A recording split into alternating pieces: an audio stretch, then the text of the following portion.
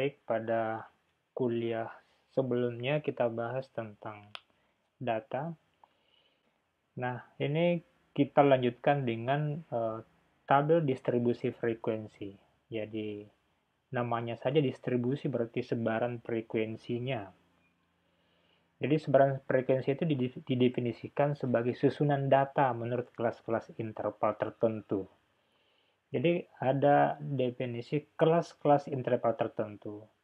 Jadi, di dalam menentukan kelas interval itu ada aturannya. Jadi, tidak serampangan kita membuat batas bawahnya dan batas atasnya. Oleh karena itu, beberapa definisi dasar harus kita pahami, yaitu tentang kelas, kelas interval, sampai batas kelasnya. Nah, pada contoh di samping bisa kita perhatikan suatu data. Jadi ini ada 100 orang yang didata, pengusaha yang memiliki modal antara 10 sampai 19 juta. Itu ada 16 orang. Nah, seperti begitu maksudnya. Nah, ini adalah kelas ini. Kelas pertama, kelas kedua, 3 sampai kelas 5. Ya. Nah, kelas intervalnya itu menunjukkan lebar kelas, lebar antara 10 sampai 19. Nah, kalau ini 10 tambah 19 bagi 2, itulah titik tengahnya. Oke, definisi-definisi yang lain adalah ini dia, jenis-jenis distribusi frekuensi atau TDF. Ada data tunggal, data berkelompok, TDF kumulatif, TDF relatif, sampai tabel frekuensi persentase kumulatif.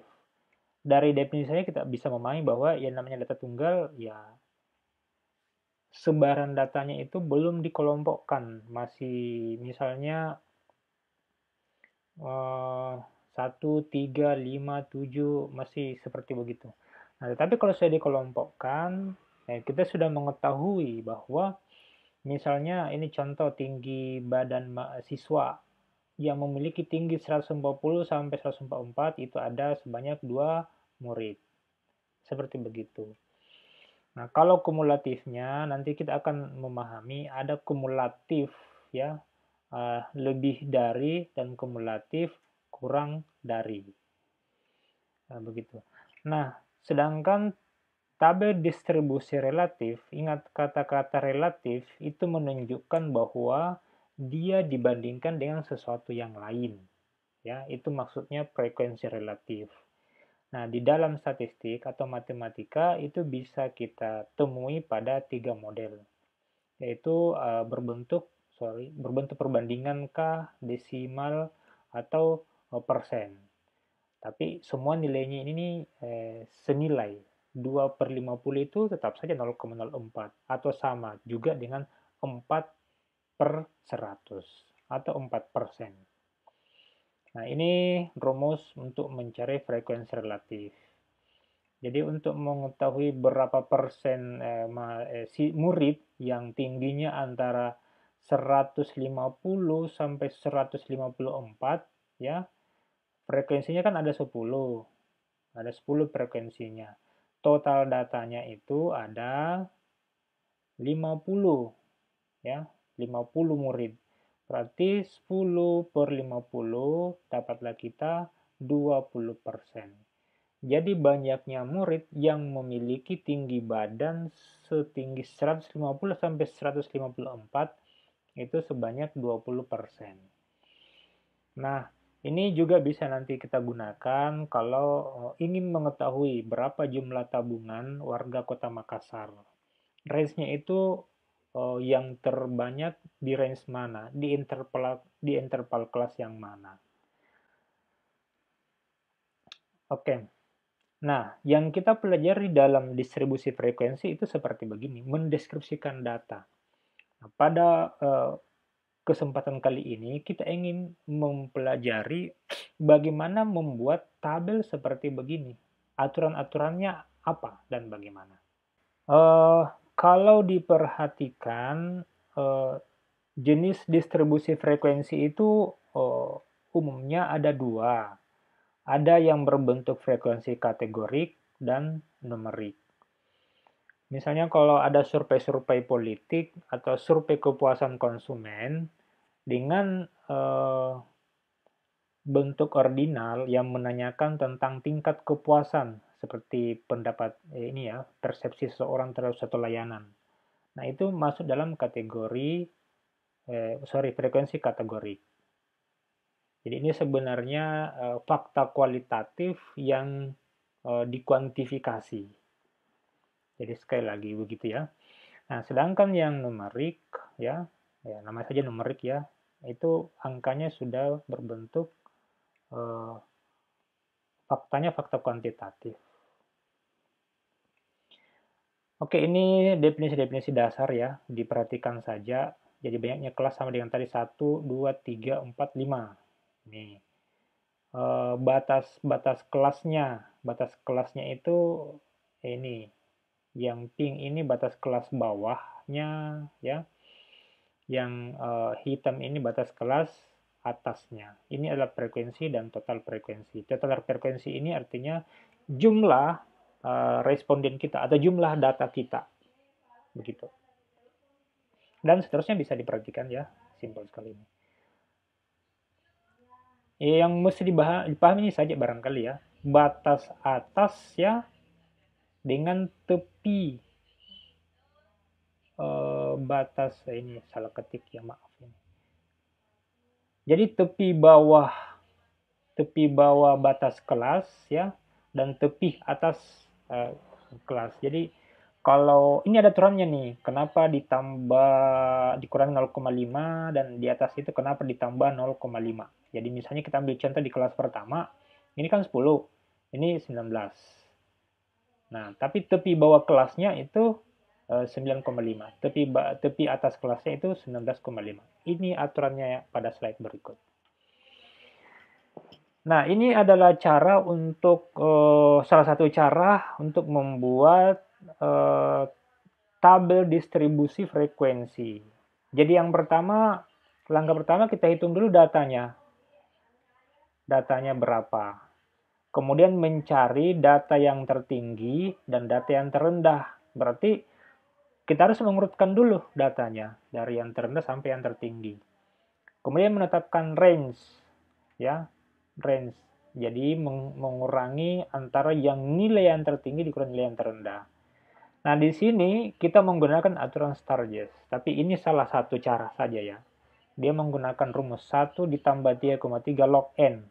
Nah, N ini jumlah data. Nah, lalu rumus menentukan panjang kelas itu adalah range per B. Jadi hasil yang ada di sini dibagi dengan hasil yang ada di langkah keempat untuk mendapatkan panjang kelasnya. Jadi 10 sampai 19 ini pada contoh itu diperoleh dari membagi antara range dengan B ini yang menggunakan rumus Sturges. Oke, ini nah yang penting itu adalah menentukan batas bawah kelas interval. Nah, yang pertama ini nih. Yang 10 ini. Bagaimana cara menentukan ini? Nah, ini banyak persepsi. Ada yang mengatakan ambil saja data yang terkecil, ataukah bisa dimundurkan satu langkah. Misalnya ini kan bisa mundur menjadi 9,5 atau bisa turun menjadi 1, misalnya 9. Bisa saja begitu. Nah, ini aturan yang lain. Jika ujung-ujung bawahnya itu bilangan bulat, ini kan bilangan bulat, 10 sebenarnya bilangan bulat, maka nilai dari batas bawahnya itu dimundurkan 1. Jadi ini dimundurkan menjadi 9. Itu menurut aturan ini bisa. Kalau dia bilangan desimal, dia dimundurkan menjadi dikurangi 0,1. Misalnya ini, kita bisa membuat tabel distribusi frekuensi dengan memundurkan ini menjadi 2,4. Nah, itu kalau yang bilangan 1 desimal. Jadi dikurangi 0,1. Dan seterusnya. Itu ya. Nah, yang lain ini untuk menentukan tepi bawah kelas dan tepi atas kelas. Kalau tepi bawah itu dikurangi 0,5. Yang di atas itu ditambah 0,5. Itu kalau dia berupa bilangan bulat. Dan seterusnya ya. Kalau satu desimal dikurangi 0,05, di atasnya 0,05 juga. Kalau dua desimal dikurangi 0,05, yang di atas 0,05, dan seterusnya. Oke, titik tengahnya itu gampang, ditambah saja nilai batas bawahnya ditambah nilai batas atas dibagi 2. Jadi kalau misalnya ini adalah nilai batas bawah ditambah nilai batas atas baru dibagi 2. Itulah nilai tengahnya. Oke, contoh. Nah, ini ada berapa nih? 40 data ya. 40 data, ini N-nya 40. Nah, langkah pertama sesuai urutannya tadi, kita mengurutkan dari yang terkecil sampai ke yang terbesar. Ya, sampai yang terbesar. Terus menentukan range-nya. Ya, sesuai dengan petunjuk yang tadi, lalu kita mencari banyaknya kelas. Dengan rumus Target. Ya. Nah, 1 ditambah 3,3 log N. N itu banyaknya data tadi ya, 40. Log 40 itu nilainya berapa ya? Nilainya log 40 dikali dengan 3,3 dapatlah 5,3 ini. Lalu kita dapatkan 6,3, dibulatkanlah menjadi 6. Jadi data ini dengan menggunakan rumus Target akan harusnya ada 6 kelas. 1, 2, 3, 4, 5, 6. Jadi nanti ini ke bawah ada 6 kelas. Nah, penentuan pertamanya di sini kita bisa menggunakan, untuk yang pertama itu bisa menggunakan data yang terkecil. Ya. Kemudian panjang kelasnya berapa? Di slide berikutnya. Oh, maaf, tidak ada ya.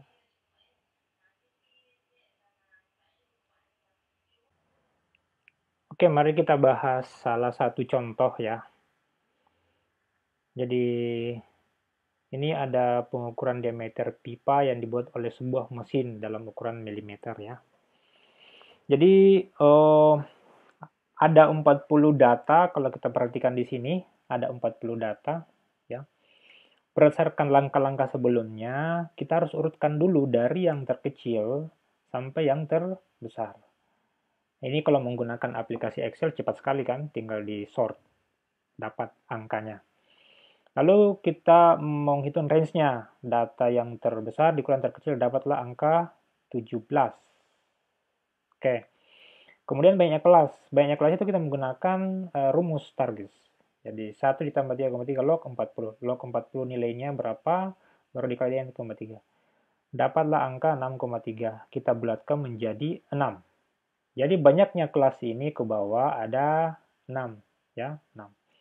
Sekarang, selanjutnya kita mencari panjang kelasnya. Panjang kelas itu membagi antara R dibagi dengan D. Ya. 17 dibagi dengan 6, dapatlah, maaf ini 2 ini ya, ini 2. Dapatlah 2,833 ini dibagi, sorry. 2,833. Bisa dibulatkan menjadi 3. Jadi panjang kelas setiap interval kelas ini panjangnya 3. 5, 6, 7. Itu 3. 3 dia punya panjang kelas. Nah, diisilah ke bawah. Ini teman-teman bisa lanjutkan ya. Jadi misalnya banyaknya diameter pipa antara 65 sampai 67 mili itu ada 3. Ya, ada 3. Berarti 65 sampai 66 ada 3. Ini ya, ada 3. 68 sampai 70. Ini berapa nih? Banyak ya. Silakan dilanjutkan ya. Silakan dilanjutkan diisi. Silakan lanjutkan. Nah, frekuensi kumulatifnya, ingat, frekuensi kumulatif kurang dari, berarti kalau misalnya logikanya yang kurang dari 65 itu kan sama dengan tidak ada. Toh, karena data terkecil adalah 65. Tetapi yang lebih dari 65 itu semuanya data masuk, berarti 40. Oke, yang kurang dari 68. Nah, berarti di sini mulai 3. Akan gitu ya. Terus kalau di sini mulai dari pada 71, berarti yang kurang dari 71, di sini berapa tadi? Di sini ada 6 ya. Nah, di sini ada 6. 6. Berarti yang kurang dari 71 berarti 3 tambah 6 berarti di sini ada 9. Oke, itu adalah frekuensi kumulatif kurang dari. Nah, kebalikan dari frekuensi kumulatif lebih dari. Nah, gitu ya. Yang lebih dari 68 itu ada berapa? Dikurang saja. Dikurang 3 berarti ada 37. Oke. Gitu terus ke bawah ya. Silakan dilanjutkan. Teman-teman lanjutkan sampai selesai dan bisa di-upload ya di apa namanya di drive-nya sebagai latihan saja. Oke. Nah, tapi sebenarnya cara Stargaze itu bukan satu-satunya cara untuk membuat tabel distribusi frekuensi. Yang penting ini saja ya. Yang penting semua data harus masuk dalam interval kelas. Jadi tidak boleh ada data yang tidak masuk. Jadi kalau misalnya suku bunga lah misalnya 2,5 ya. 2,5. Nah, itu bisa saja kalau contoh yang sebelumnya itu mengambil data yang terkecil, nah bisa saja nanti kelas pertamanya itu dia mengambil 0,4 sesuai dengan rumusnya yang tadi ya, dikurangi 0,1. Intinya itu semua data harus masuk di dalam interval kelas. Nah, panjang kelasnya harus sama ya. Panjang kelasnya harus sama. Jadi tidak dibenarkan panjang kelasnya itu di sini panjang kelasnya 3, di sini 4, di sini 5, di sini 4 lagi, tidak boleh. Semuanya harus sama panjang kelasnya. Nah, selibas bawah ini sudah saya jelaskan tadi, kalau bilangan bulat itu 1, kalau 1 desimal dikurangi 0,1, kalau 2 desimal dikurangi 0,01, dan seterusnya. Inilah prinsip-prinsip yang tidak boleh dilanggar. Jadi kalau misalnya ada yang mau membuat tanpa menggunakan rumus Stargaze, tidak apa-apa. Yang penting ini tidak boleh dilanggar. Oke, data-data yang tadi ya itu bisa kita buatkan dalam bentuk grafik. Nah, grafiknya di sini yang kita ambil yang sederhana ya. Bisa histogram, bisa poligon ataupun OGIF. Ya. Ini ada data misalnya yang sudah jadi. Jadi ada nilai interval 45 sampai 51. Jadi banyaknya yang masuk dalam interval ini ada 1 ya. Jumlah datanya 40. Nah, mudah saja 45 sampai 51 itu 1 ya. 1. 52 sampai 58 itu ada 2 pas ya di titik ini ya. 59 sampai 65 itu ada 17. Ini 17. 17 ya dan seterusnya. Itu kalau digambar. Ini langsung bisa praktek di Excel ya. Nah, itu kalau histogram. Nah, kalau poligon, mudah saja. Poligon itu kan ada titik tengahnya di sini kan. Jadi bisa juga mengambil pas di tengah-tengahnya ini. Itulah kenapa dicari titik tengahnya. Jadi titik tengah antara 4551, terus titik tengahnya ini, terus titik tengahnya ini juga bisa. Jadi poligon itu hanya menghubungkan puncak-puncak dari diagram batang ini. Seperti ini. Tek, turun lagi, tek, turun lagi, tek, tek. Ya, inilah poligonnya. Ya. Jadi bikin poligon begitu saja. Bisa dari diagram batang ini. Nanti di interpretasi lanjutannya kita akan pelajari tentang mengapa data ini meningkat, mengapa data ini menurun. Di sini kita pengantar statistik baru belajar mendeskripsikan data secara sederhana. Nah, cara yang lain adalah dengan membuat OGIF. Jadi untuk membuat diagram batang itu bisa yang terpisah ada jaraknya begini, bisa juga ada yang rapat begini. Nah, caranya ini bisa Anda bisa lihat ya. Anda bisa lihat. Jadi dikurangi 0,5.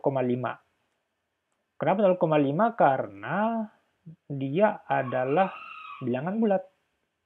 Terus yang batas atasnya ditambah 0,5. Ya kan? Nah, banyaknya data antara 44,5 sampai 51,5 itu ada satu. Ini pas di sini satu nih. Satu. Antaranya ada dua.